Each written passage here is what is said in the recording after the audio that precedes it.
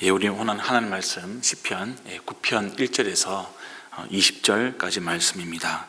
우리 한 절씩 읽고요, 교독하고 나머지 마지막 한 절은 저희가 합독하도록 하겠습니다. 주님, 나의 마음을 다 바쳐서 감사를 드립니다. 주님의 놀라운 행적을 쉼 없이 전파하겠습니다. 가장 높으신 주님, 내가 주님 때문에 기뻐하고 즐거워하며 주님의 이름을 노래합니다. 주님 앞에서 내 원수들은 뒤돌아서서 도망쳤고 비틀비틀 넘어져서 죽었습니다. 주님은 공정하신 재판장이시기에 보좌에 앉으셔서 공정하고 정직한 판결을 나에게 내려주셨습니다. 주님께서 이방 나라들을 문책하시고 악인들을 멸하시며 그들의 이름을 영원히 지워버리셨습니다. 원수들은 영원히 자취도 없이 사라졌습니다. 주님께서 그 성읍들을 뿌리째 뽑으셨으므로 아무도 그들을 기억조차 못하게 되었습니다. 주님은 영원토록 다스리시며 심판하실 보좌를 견고히 하신다. 그는 정의로 세계를 다스리시며 공정하게 만 백성을 판결하신다. 주님은 억울한 자들이 피할 요새이시며 고난받을 때에 피신할 견고한 성이십니다. 주님을 찾는 사람을 주님께서는 결단코 버리지 않으시므로 주님의 이름을 아는 사람들이 주님만 의지합니다. 너희는 시온에서 친히 다스리시는 주님을 찬양하여라. 그가 하신 일을 만민에게 알려라. 살인자에게 보복하시는 분께서는 억울하게 죽어간 사람들을 기억하시며 고난받는 사람의 부르짖음을 모르는 채 하지 않으신다. 주님, 나에게 은혜를 베풀어 주십시오. 죽음의 문에서 나를 이끌어내신 주님, 나를 미워하는 자들에게서 받는 고통을 살펴주십시오. 그렇게 하시면 주님께서 찬양받으실 모든 일을 내가 전파하겠습니다. 주님께서 베푸신 그 구원을 아름다운 시온의 성문에서 기뻐하며 외치겠습니다. 저 이방 나라들은 자기가 판 함정에 스스로 빠지고 자기가 몰래 쳐놓은 덫에 자기 발이 먼저 걸리는구나.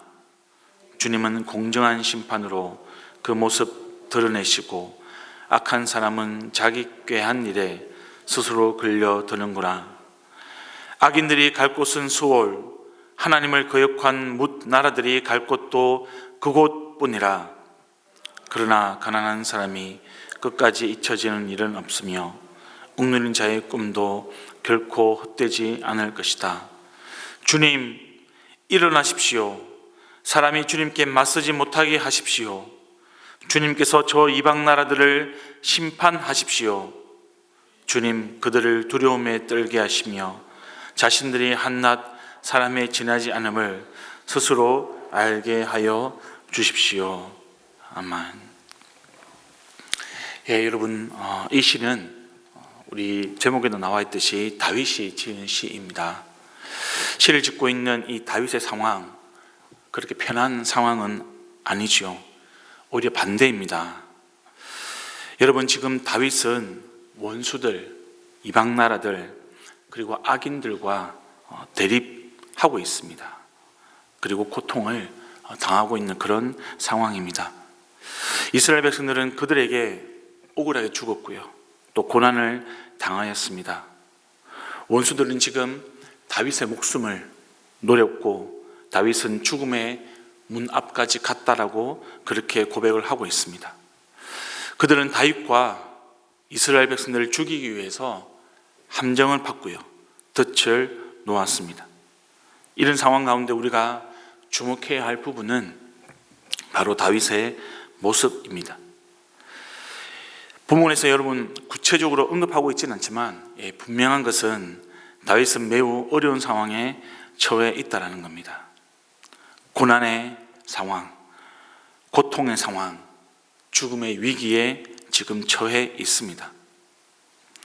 우리가 바라보아야 할, 우리가 주의 깊게 살펴보아야 할 부분은 바로 다윗이 보이는 반응입니다. 지금 생명이 왔다 갔다 합니다. 그런 고난 속에서도 다윗은 마음을 다 바쳐서 주님께 감사드리고 있습니다. 뿐만 아닙니다. 주님의 행적을 전파하겠다라고 이야기하고 있습니다. 이것은 전도와 선교라고 할 수 있겠습니다. 그리고 주님 때문에 기뻐하고 즐거워하면서 주님의 이름을 노래하고 있습니다. 찬양이라고 할 수 있겠습니다. 여러분, 우리도 이 다윗처럼 원수들 그리고 이방 나라들, 악인들 때문에 고난과 고통을 당할 수 있습니다. 그렇다면 우리에게 있어서 원수, 이방 나라, 악인은 누구이겠습니까? 하나님과 우리와의 관계를 방해하는 존재들이죠. 사람일 수도 있고 사람이 아닐 수도 있습니다. 신약 시대에서는 이것이 그리스도와 복음 때문에 성도가 당하는 그런 고난, 고통, 박해라고 할 수 있습니다. 주님께서는 나로 말미암아 너희를 욕하고 박해하고 거짓으로 너희를 거슬러 모든 악한 말을 할 때에 너희에게 복이 있다라고 말씀을 해 주셨습니다. 또 너희가 내 이름으로 말미암아 모든 사람에게 미움을 받을 것이나 끝까지 견디는 자는 구원을 얻을 것이다. 이렇게 또한 말씀해 주셨습니다. 사도 바울은 오직 하나님의 능력을 따라 복음과 함께 고난을 받으라 이렇게 말했습니다. 그리고 실질적으로 그 자신도 복음으로 인하여서 많은 고난을 당했습니다. 우리도 마찬가지입니다, 여러분. 성도인 우리가 보여야 하는 그런 믿음의 반응이 바로 이 다윗의 모습이죠. 여러분, 이 다윗의 모습에서 우리는 더 챙겨야 할 두 가지 교훈이 있습니다.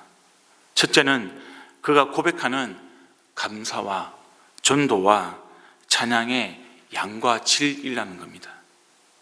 다윗은 대충 그냥 적당히 감사를 드리지 않았습니다.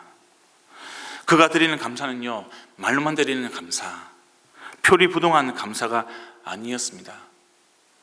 마음을 다 바쳐서 전심으로 드리는 감사였습니다. 이것은 여러분, 나의 생명이 주님의 것입니다. 내가 가진 모든 것은 주님, 당신의 것입니다. 나의 모든 것은 전적으로 주님의 은혜입니다. 그러니 나의 생명, 나의 모든 것을 당신께 다 드려도 결코 아깝지 않습니다. 그러니 내가 마음을 다해서 즐거이 드립니다. 내가 기쁘게 주님께 드립니다. 이런 뜻입니다. 그리고 다윗은 주님의 그 놀라운 행적을 쉼없이 전파하겠다라고 선언하고 있습니다. 내가 기분 좋을 때만, 내가 시간이 있을 때만 잠깐 전파하겠습니다. 그렇게 말하지 않습니다. 상황 따져가면서 눈치 보면서 전파하겠다라고 이야기하지 않습니다. 쉼없이 전파하겠다라고 지금 결단하며 선언하고 있는 것이죠. 환경에 좌지우지 되지 않겠다라는 마음의 결심을 한 것입니다. 성도 여러분, 우리가 주님을 전파하고 싶으면 하고 안 하고 싶으면 안 하고 그렇게 우리 중심적으로 복음을 전하지 않는 것, 지금 그것이 다윗이 우리에게 보여주는 모습입니다. 쉼없이 전도하겠다는 것, 이것은 환경이 막혀도 전도를 하겠다는 겁니다. 그런 상황이 오더라도 내가 포기하지 않고 돌파하겠다는 겁니다. 그런 의지를 주님 앞에서 드리고 있는 것이죠. 나의 기분에 따라서, 감정에 따라서 전도하지 않고 모든 영혼을 구원하기를 원하시는 그 하나님의 마음으로, 그 주님의 마음으로 전도의 우선순위를 두겠다, 지금 그 이야기를 하는 겁니다. 그래서 사도 바울도 동일하게 디모데에게 이렇게 권면했습니다. 너는 말씀을 전파하라. 때를 어떤지 못 얻든지 항상 힘쓰라. 범사의 오래 참음과 가르침으로 경책하며 경계하며 권하라. 이것이 사도 바울이 디모데에게 권면했던 전도의 내용입니다. 그리고 다윗은 여러분, 주님 때문에 내가 기뻐하고 즐거워하고 주님의 이름을 노래한다라고 고백을 하고 있습니다. 여러분, 이것은 내가 기뻐할 만한 일이 있을 때에, 혹은 내가 즐거워할 만한 일이 있을 때에 즐거워한다, 그런 뜻이 아닙니다. 내가 고난이 닥쳐오더라도 기뻐할 수 없는 그 상황 가운데서도, 내가 즐거워할 수 없는 그런 환경이 있다 할지라도 내가 주님 때문에 그렇게 하겠다라는 마음의 결단인 것이죠. 믿음의 고백입니다. 사도 바울도 로마 감옥에서 빌립보 교회 성도들 향해서 주 안에서 항상 기뻐하라. 내가 다시 말하노니 항상 기뻐하라고 권면을 했습니다. 고린도 성도들에게도 동일하게 근심한 자 같으나 항상 기뻐하고, 가난한 자 같으나 많은 사람을 부유하게 하고, 아무것도 없는 자 같으나 모든 것을 가진 자로다. 자기 자신을 이렇게 고백하며 고린도 성도들에게 권면에 권면을 더하였습니다. 여러분, 두 번째로 우리가 감사와 전도와 찬양을 생각할 때에 이들이 가지는 상호작용을 생각을 해야 합니다. 상호관계를 우리가 염두에 둬야 하는 것이죠. 여러분, 믿음의 감사는 말로 끝나지 않습니다. 적당한 마음의 표시로 끝나지 않습니다. 다윗의 감사는 자기의 생명, 자기의 삶을 다 바쳐서 주님께 드리는 감사가 쉼없이 주님의 놀라운 행적을 전파하는 전도의 삶으로 연결된다는 것을 보여주고 있습니다. 이 대목에서 여러분, 저는 요즘에 제 자신의 신앙을 많이 반성하게 됩니다. 어쩌면 제 삶 속에서도 전도가 부족하고요, 전도에 힘을 쓰지 않는, 실천하지 못하는 그런 저의 모습, 그런 저의 모습은 제가 혹시라도 몸과 마음을 다 바쳐서 주님께 감사드리는 그런 믿음의 생활이 부족하기 때문에 발생하는 것은 아닌지 돌아보게 되는 것이죠. 왜냐하면 내가 전심으로 나의 생명, 나의 삶이 전적으로 주님의 것임을 고백하고요, 주님을 위해 그것을 드리는 그 믿음으로 살아간다면 환경을 핑계하지 않고, 나 자신을 핑계하지 않고, 시간 없음을 핑계하지 않고, 사람의 반응을 핑계하지 않고, 기독교가 비난받는 세태를 핑계하지 않고, 전도를 소홀하지 않고 내가 주님을 전파할 수 있을 것이기 때문입니다. 결국 쉼없이 주님을 전파할 때 경험하는 것이 무엇입니까? 무관심과 거절과 조롱과 박해 가운데서도 주님 때문에 기뻐하고 즐거워하며 주님을 노래하는 나 자신을 발견하는 것입니다. 이와 같은 감사와 전도와 찬양의 상호관계가 시편 9편에 전반적으로 잘 나타나 있습니다.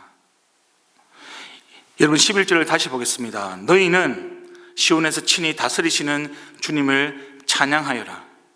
그가 하시는 일을 만민에게 알려라.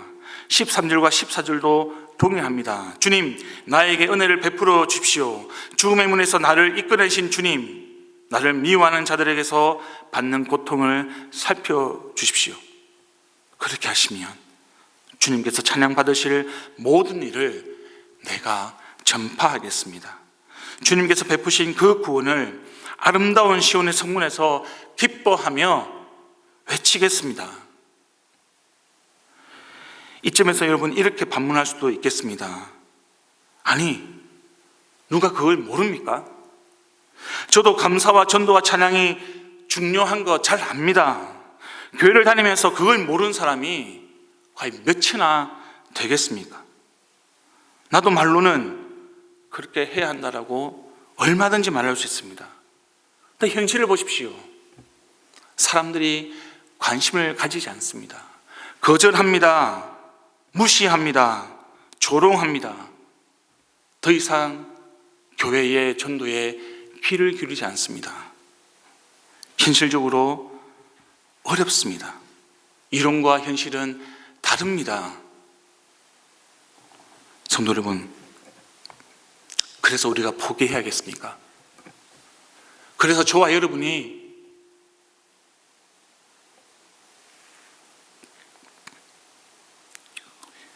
주님 전하는 것을 포기해야겠습니까? 아니, 우리는 그럴 수 없습니다. 우리는 말씀처럼, 우리의 바람처럼 현실의 삶 속에서 주님을 쉼없이 전파하는 것 쉽지 않습니다. 그러나 여러분, 그것이 우리의 지향점이라는 것을 우리가 잊어서는 안 됩니다.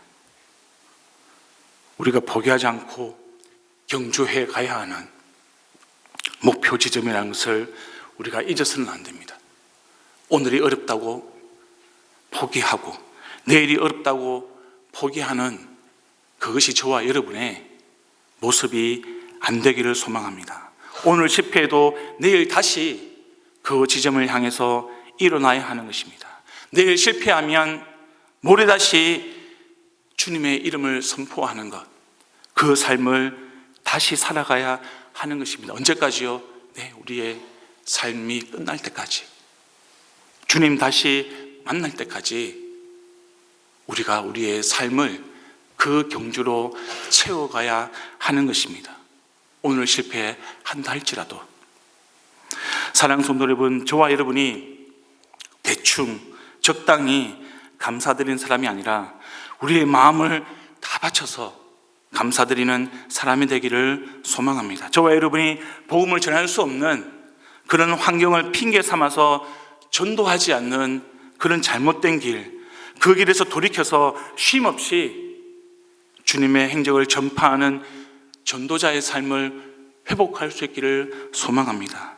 전도자로서 경험하는 고난 속에서도 주님 때문에 기뻐하고 즐거워하고 주님을 노래할 수 있는 그런 믿음의 사람이 되기를 우리 주님의 이름으로 축복드립니다.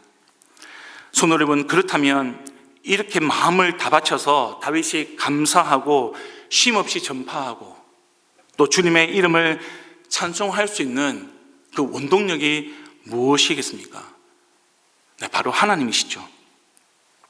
근데 여기서 중요한 것은 단순하게 하나님이 어떤 초월적인 존재, 초자연적인 존재로서의 하나님, 그런 하나님이 아니라는 겁니다. 핵심은 다윗이 이렇게 믿음으로 고백하는 하나님이 도대체 어떤 하나님이냐, 이것이 중요한 것이죠. 시편 9편에서 다윗이 고백하는 하나님이 어떤 하나님이십니까? 7절부터 10절까지 한번 다시 보겠습니다. 영원토록 다스리시며 심판하실 보좌를 견고히 하시는 하나님, 정의로 세계를 다스리시며 공정하게 만백성을 판결하시는 하나님, 억울한 자들이 피할 요새이시며 고난받을 때에 피신할 견고한 성이신 하나님, 주님을 찾는 사람을 결단코 버리지 아니하시는 하나님, 바로 그 하나님이 지금 다윗이 마음을 다 바쳐서 감사하고 쉼없이 전파하고 주님의 이름을 찬송하는 원동력인 것입니다. 성도 여러분, 다윗의 하나님과 우리의 하나님이 동일한 분입니까? 다른 분이십니까? 동일한 분입니다. 명백하게 동일한 분입니다. 다윗이 고백하는 하나님이 저와 여러분이 믿는 하나님이십니다. 그래서 여러분, 우리의 감사와 전도와 찬송의 근거도 다윗과 동일한 것이죠. 기억해 주시기를 부탁드리겠습니다. 저와 여러분의 하나님이 영원토록 다스리고 심판하시는 하나님입니다. 정의로 다스리시며 공정하게 판결하시는 하나님입니다. 억울한 자를 도우시고 피할 길을 내시는 요새이신 하나님입니다.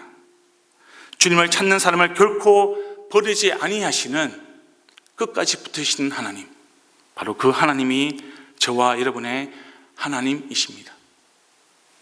이 새벽 가운데 아침의 기도 가운데 이 흔들리지 않는 하나님에 대한 믿음으로 우리의 믿음이 서가기를, 이것이 우리의 신앙 고백이 되기를 우리 주님의 이름으로 축복드립니다. 여러분, 마지막으로 다윗이 이런 믿음으로 살아갈 때에 경험하는 결과가 무엇이냐, 이것을 우리는 또한 주목해야 합니다. 여러분, 3절부터 6절까지인데요, 원수들이 뒤돌아서서 도망쳤고 넘어져서 죽었습니다. 공정하고 정직한 판결을 얻었습니다. 이방 나라들을 문책하시고 악인들을 멸하시며 그들의 이름을 영원히 지워버리셨습니다. 아무도 그들을 기억조차 못하게 되었습니다. 또한 15절부터 17절까지 보시면 이방 나라들은 자기가 판 함정에 스스로 빠지고 자기가 몰래 쳐놓은 덫에 자기 발이 먼저 걸렸습니다. 악한 사람은 자기가 꾀한 일에 스스로 걸려들었습니다. 악인들과 하나님을 거역한 나라들은 서울로 갔습니다. 성도 여러분, 이것이 다윗이 경험한 하나님에 대한 고백입니다. 10절에 보면 이런 표현이 나옵니다. 주님의 이름을 아는 사람들이 주님만 의지합니다. 여기서 주님의 이름을 안다, 이것은 주님을 체험한다, 주님을 경험한다라는 그런 뜻입니다. 이와 같은 생생한 믿음이 바로 19절과 20절에 올려드리는 다윗의 기도에 담겨져 있습니다. 주님, 일어나십시오. 주님께 맞서지 못하게 하십시오. 심판하십시오. 그들을 두려움에 떨게 한계를 스스로 알게 하여 주십시오. 이것은 여러분, 다윗이 하나님을 가볍게 여기고 하나님께 명령하는 그런 뉘앙스가 결코 아닙니다. 하나님을 경험한 사람, 하나님을 체험한 그 믿음에서 터져나오는 간구입니다. 부르짖는 외침입니다. 이것이 다윗의 기도의 힘이요, 다윗의 기도의 근본이었던 것입니다. 여러분, 우리가 하나님을 체험하지 못하면 우리의 신앙은 피상적인 믿음이 되어버립니다. 능력이 없다는 뜻입니다. 예, 물론 우리가 하나님의 말씀을 읽고 공부하고 배우면 하나님을 지식적으로 알 수 있습니다. 그러나 머릿속에만 머무는 하나님, 우리가 그 하나님을 믿는 것은 아니지 않겠습니까? 하나님의 지식은 우리 머리에서 가슴으로 내려와야 합니다. 그리고 우리 가슴에서 우리의 삶으로 흘러가야 되는 것이죠. 삶의 현장 가운데서 살아 숨쉬는 하나님, 우리와 함께 하시는 그 하나님의 손길이 되어야 하는 것입니다. 그래서 야고보서는 행함이 없는 믿음은 죽은 것이라고 기록을 하고 강조를 하고 있는 것이죠. 저와 여러분의 믿음이 하나님을 지식적으로 아는 차원이 아니라 가슴으로 내려오고요, 삶으로 나아가는 그런 살아있는 믿음, 하나님을 경험하는 믿음, 하나님을 체험하는 그런 믿음이 되기를 소망합니다. 그래서 하나님의 함께 하신다는 것이 생생하게 피부로 느껴지고 그 경험이 우리의 믿음이 되고 그 믿음이 우리에게 능력이 되어서 고난 중에라도 우리의 마음을 다 바쳐서 하나님께 감사드리고 쉼없이 하나님의 역사를 전파하고 어떤 상황에서도 주님을 기뻐하고 즐거워하는 참된 믿음의 길을 오늘 하루도 우리가 걸어갈 수 있기를 우리 주님의 이름으로 소망드리면서 축원드립니다. 여러분, 우리 말씀을 묵상하면서 기억하면서 함께 기도하기를 원합니다. 하나님, 나의 믿음이 하나님 한 분만으로 채워지는 믿음이 되게 하여 주시고 그 가운데 터져나오는 나의 감사가 나의 전도가 되게 하시고 그 전도가 그리 아니하실지라도 나와 함께 하시는 그 주님으로 인하여서 내가 기뻐하고 즐거워하는 믿음의 길을 걸어갈 수 있는 참된 신자의 삶, 참된 주님의 자녀의 삶을 살아갈 수 있도록 도와주시옵소서. 오늘은 목장 모임을 위해서 기도하는 날입니다. 하나님, 우리 목장 가운데 이런 은혜가 충만할 수 있도록 도와주십시오. 고난이 있는 성도들, 고통과 아픔 가운데 있는 우리 목장 식구들, 하나님 지켜주시고 이 다윗의 믿음처럼, 다윗의 고백처럼 우리가 하나님을 찾고 의지하는 목장 식구들 될 수 있도록 하나님 은혜를 베풀어 주시옵소서. 교회 일정을 위해서 기도해 주시기를 부탁드립니다. 5월은 가정의 달입니다. 어린이, 어버이, 스승, 입양사랑, 그리고 목자 수련회까지 하나님 이 모든 일정 가운데 우리의 가정이, 우리의 가족이 신실한 다윗의 고백을 주님께 올려드리는 그런 가정이 될 수 있도록, 그리고 우리 은혜샘물교회의 모든 공동체 될 수 있도록 하나님 도와 주시옵소서. 우리 간절하게 기도하시고 가지고 나오신 개인 기도 제목 가지고 계속 기도를 이어가시겠습니다. 기도하겠습니다.